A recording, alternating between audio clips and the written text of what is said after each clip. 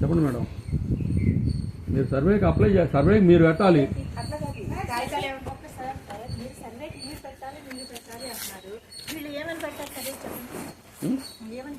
నా ఫిర్యాదు తీసుకున్నారు కదా,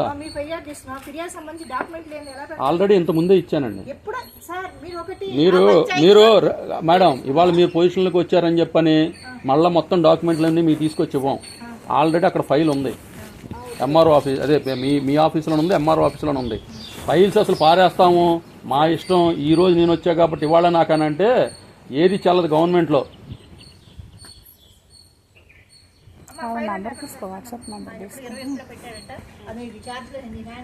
అంతకుముందు ఆయన వచ్చారు, ఎవరు బాలయోగి గారు, ఇదిగోండి నేను పంచనామా రిపోర్ట్ రాసిస్తానని అన్నాడు. ఆయన దారినాడు వెళ్ళిపోయాడు. అంటే మాకేం ఉండదా రిపోర్టు? గవర్నమెంట్ అన్నదా సంవత్సరాల తరబడి. ఇప్పుడు ఎన్నాళ్ళు అయింది? 16 సంవత్సరాలు అంటే ఇప్పుడు ఎన్నాళ్ళు అయింది? 12 ఏళ్ళు అయింది. వీళ్ళందరికీ తెలియదా? వీళ్ళు ఎంతమంది అక్కడ సపోర్ట్ ఇవ్వట్లేదు? వాళ్ళందరూ కాంక్రీట్ ఇల్లు కట్టారు. ఎట్ట కట్టారు అసలు? ఏ బేసిస్ మీద కట్టారు? ఇప్పుడు అక్కడ ఇంకొక అతను కట్టాడు, ఆర్టీసీ అతను, నెలకు 1,50,000 శాలరీ తీసుకుంటాడు. మాకు దారులు వద్దా?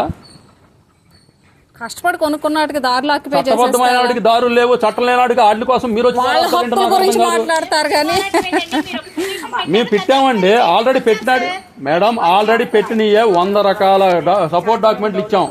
ఎంఆర్ఓ వాళ్ళు అంటారు డొంకలు చెరువులు అన్ని కూడా పంచాయతీ బాధ్యత అని అంటున్నారు, కాపాడుతాం. ఇక్కడ ఏదైనా అగ్రికల్చర్ ల్యాండ్ ఉందా? ఇక్కడ ఏదైనా అగ్రికల్చర్ ల్యాండ్ ఉందా? ఓకే, మీరు అన్నది రైట్ అనుకుందాం కాసేపు. వాటిలో డొంకలో మీరు ఎందుకు ఇళ్ళు వేస్తే మరి పన్నులు వసూలు చేస్తున్నారు? ఏ జీవో ఇవ్వండి, జీవో ఇవ్వండి మేడం. మౌఖికంగా చెప్తే చల్లదు, అది నేరం. మీరు జీవో ఇవ్వండి. ఏ జీవో ప్రకారం ఇచ్చారు? ఆవిడేమో ప్రిస్ అని చెప్పి ఒక సిస్టమ్ ప్రకారం ఇచ్చారన్నారు. నేను ఫిర్యాదు పెట్టినప్పుడు మేడం మీరు వచ్చే నాళ్ళైంది, సంవత్సరం అయింది కదా.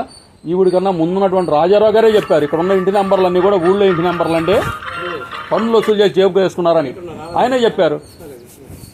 వీళ్ళలో ఎవరు మరి ఈ కాంట్రాక్ట్ వర్కర్లు ఎవరు జేబులో వేసుకుంటున్నారు? పాత ఆయన రావి వెంకటేశ్వరరావుకి ఫేమస్ ఇక్కడ అట్లాంటి నెలకు 4 లక్షల రూపాయలు డబ్బులు జేబులో వేసుకుంది. ఎవరికి అర్థం లేకుండా వేసుకోవచ్చండి. దారులు మూసేసేసుకుంటే ఇబ్బంది కదా ఎవరికైనా కూడా. ఇప్పుడు మీ ఇంటి ముందు ఎవరన్నా వేసారు అనుకోండి, మీకు ఎంత ఇబ్బందిగా ఉంటుంది? ఆర్టీసీ ఆయన ఏంటంటే అదంతా మొత్తం డొంక. ఎవరు చెప్పారు మీతో? ఆ మాట ఎవరు చెప్పారు మేడం? ఎవరు చెప్పారు మీతో? వీళ్ళిద్దరులో ఎవరు చెప్పారు? మేము వీళ్ళ ముగ్గురులో మేడం చెప్పారు. అరే అసలు చట్టబద్ధమైన దారులకు అసలు చట్టబద్ధం అనేది లేదా అసలు? మరి మీరు నోటీసులు ఇచ్చారా? పక్కన వాళ్ళకి ఇబ్బంది లేకుండా వాళ్ళు ఎక్కడ వేసుకున్నా ఇబ్బంది. నేను కలిసినప్పుడు ఒకటే చెప్పాను, మాకు ఇబ్బంది లేకుండా చేసి పెట్టండి అని. మేము అందరి గురించి అడగం కదా. ఎవరైనా ఇప్పుడు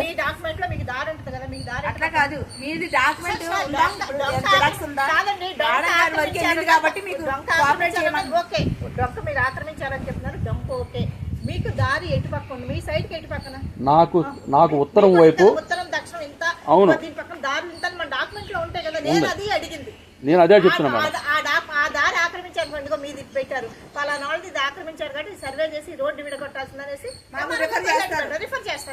అవన్నీ చెప్తా మేడం, అవన్నీ చెప్తా. నాకు ఉత్తరం వైపు ఉన్నది చెరువుగట్టు, సర్వే నెంబర్ 20 చెరువుగట్టు ఉత్తరం వైపు ఉంది. అది ఎంత వెడల్పు ఉంటే అంత వెడల్పు ఉండాలి. రెండోది పడమర వైపు ఉన్నది ఎనుకాల డొంక, అది 60 అడుగులు వెడల్పు. సిఆర్టీఎం మ్యాప్లో కూడా ఉంది దాన్ని. ఎంఆర్ఓ గారు కూడా సర్వే సర్టిఫికేట్ ఇచ్చారు. నా దగ్గర రిపోర్ట్ కూడా ఉంది. నాకు దారి ఉందా లేదనే దాన్ని కూడా నేను ఎంఆర్ఓ గారి దగ్గర సర్టిఫికేట్ తీసుకున్నాను, అది కూడా ఉంది. మాకు దారుల వరకు చేసేవాడిని, అందరి గురించి మాకు అవసరం లేదు కదా.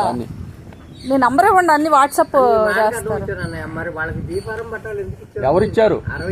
ఎవరిచ్చారు? ఒక్కళ్ళే పట్టరా? ఇదిగోండి చూసారా, ఇలాంటి మీ కాంట్రాక్ట్ ఎంప్లాయీస్ పుకార్లు పుట్టించి నాకు తెలియపరచాల్సిన నీకు సంబంధమే లేదు. నీకు అసలు సంబంధమే లేదు. ఆఫ్టర్ ఆల్ కాంట్రాక్ట్ వర్కర్ నువ్వు. ఖచ్చితంగా మాట్లాడతా, ఎందుకంటే చెప్తానండి మేడం. ఇక్కడ ఒక ఇంజనీరింగ్ వ్యవస్థ అనేది ఒకటి ఉంది, ఒక అడ్మినిస్ట్రేషన్ వ్యవస్థ అనేది ఉంది. ఈ రెండు రానటువంటి వ్యక్తి అతను ఏం చదువుకున్నాడు? మీకు ఎందుకు ఇచ్చారు పదవులు? మిమ్మల్ని స్క్రీనింగ్ ఎందుకు చేశారు? మమ్మల్ని మేము ఎందుకు ఫాలో అవుతున్నాం లానే? ఆ ఎంఆర్ఓ చెప్తాడు సిహెచ్ నరసింహరావు అనే అతను. ఆఫ్టర్ ఆల్ నిక్కరేసి దిగేటువంటి సైట్ వేసుకెళ్ళేవాడిని పంపించి ఆయన కూడా మా అధికారం అంటాడు. నువ్వు మాట్లాడమాక, నీకు అనవసరం. అసలు బీఫామ్లు ఇవ్వలేదు, ఒక్కడికి కూడా ఇవ్వలేదు. సరే ఫామ్లు ఇస్తే వాళ్ళని పట్టరమ్మనండి. అవన్నీ గవర్నమెంట్ లో ఉన్నాయో లేదో తెలుస్తుంది కదా. వాళ్ళు ఎవరికి లేవని సర్వే చేసి ఇచ్చారు. ఇంకో విషయం, బీఫామ్ లో అసలు ఏ పర్మనెంట్ కన్స్ట్రక్షన్ వేయడానికి వీల్లేదు. అది దానిలో రాసి ఉంటుంది. ఒకవేళ బీఫామ్ ఇచ్చి ఉంటే అందులో నిబంధనలో రాసి ఉంటుంది, మీరు ఎటువంటి పర్మనెంట్ కన్స్ట్రక్షన్ కన్స్ట్రక్షన్ చేయడానికి వీల్లేదు, ఇది టెంపరీగా ఇచ్చాము, అవసరమైనప్పుడు మళ్ళీ తీసేస్తామని. ప్లస్ ఇంకోటి, పక్కనాళ్ళ దారిలో వేయకూడదు. అసలు పక్కనాళ్ళ దారిలో ఆ డొంకల్లోనూ నీటి చర్మల్లోనూ అసలు బీఫామ్లు ఇవ్వడానికి వీల్లేదు. అది చెరువు, ఇది డొంక, నీళ్లు వెళ్ళేది. ఇంకెక్కడైనా పోరం పోకుల్లో ఇచ్చుకో, చౌడు భూముల్లో ఇచ్చుకో. ఎవరికి ఇబ్బందులు చోట వేసుకోవచ్చు. ఎవరు ఇబ్బంది అప్పుడు ఎవరు అడగరు కదా. ఇప్పుడు మేమేమి చేసుకోవడానికి లేదు, ఎవరికన్నా అద్దెకిచ్చుకోవడానికి ఎవరు రావట్లేదు. వచ్చిన వాళ్ళనేమో పంపించేస్తున్నారు అద్దెకిచ్చుకోవడానికి. మా ఇబ్బందులు మాకుంటాయి. మేము పిల్లల్ని చదివించుకుని చేసుకోవాలి కదా. అదే మీరందరూ సేఫ్ సైడ్ ఉన్నారు గవర్నమెంట్ జాబుల్లో, అంతే కదా. ఇప్పుడు మీరు ఏది చెప్తే అదే చెల్లుతుంది. ఏది ఇప్పుడు వాళ్ళ మీద కేసులు పెట్టండి చూద్దాం. ఇప్పుడు ట్రాఫిక్ వైలేషన్ చేస్తే కేసులు పెడతారుగా, హెల్మెట్ పెట్టుకోవడం కేసులు పెడతారుగా. దురాక్రమణ చేశాడు, వాళ్ళ మీద కేసులు పెట్టండి. ఎవరెవరికి ఇచ్చారో, అసలు మీరు ఎవరెవరికి ఇచ్చారనేది, ఎవరెవరి పేర్ల మీద మీరు వసూలు చేస్తున్నారు పన్నులు, వాళ్ళకి ఏ ఆధార్ కార్డులు ఉన్నాయి, ఆధార్ కార్డు నెంబర్ ఏంటి, ఆడు ఇక్కడ అసలు కడతాగా. అసలు మా ఓనర్ ఇప్పుడు నేను పర్మిషన్ తీసుకోవాలంటే పుట్టు పూర్వోత్తరాలు అన్నీ తీసుకొచ్చేవాలి. మాకు ఇబ్బంది లేని వాళ్ళ వరకు మేము అడుగుతున్నాం. మిగతా అందరి గురించి మాకు అనవసరం కదా. మేము ఊరికనే ఎవరితోటి గొడవలకి వెళ్ళాలని మాకు మాత్రం ఉంటుందా చెప్పండి. అసలు పన్ను ఎక్కడ మేడం మీరు చెప్తుంది? పన్నే ఫేక్ రసీదులు మేడం. జరిగింది ఇక్కడ మీ గవర్నమెంట్ ఆడిట్లో బయటపడింది. డివిజనల్ పంచాయతీ ఆఫీసర్ బాలయోగ్ గారే స్వయంగా నాతో చెప్పారు.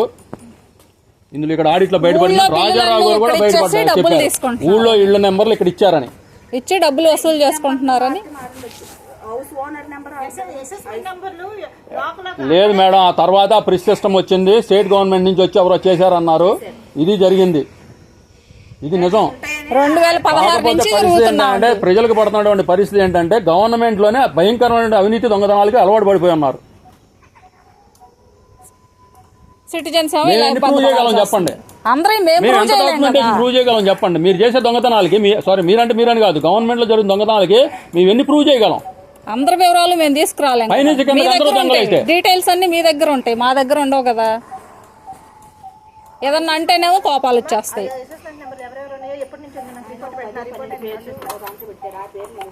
అసలు స్టేట్ గవర్నమెంట్ ఎంప్లాయీస్ ఎట్లా నెలకి ₹1,00,000 శాలరీ తీసుకున్నాడు, సిగ్గు లేకుండా అక్కడికి అర్థం ఏంటంటే? వాడికి మీరు నంబర్లు ఇవ్వడం ఏంటో నాకు అర్థం కాదు.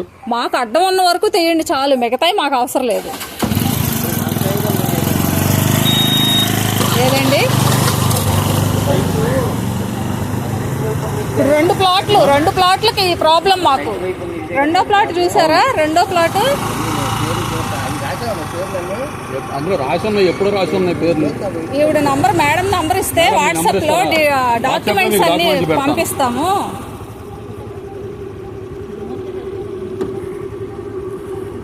మౌనిక గారికి పెట్టారు వాట్సాప్ లో, ఆల్రెడీ వాళ్ళ దగ్గర పెట్టారు. ఆవిడ వాట్సాప్ లో కూడా పెట్టారు.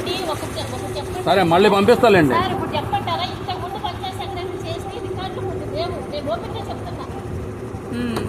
సరే దాని మీద క్రిమినల్ కేసు ఏమైనా ఫైల్ చేశారా?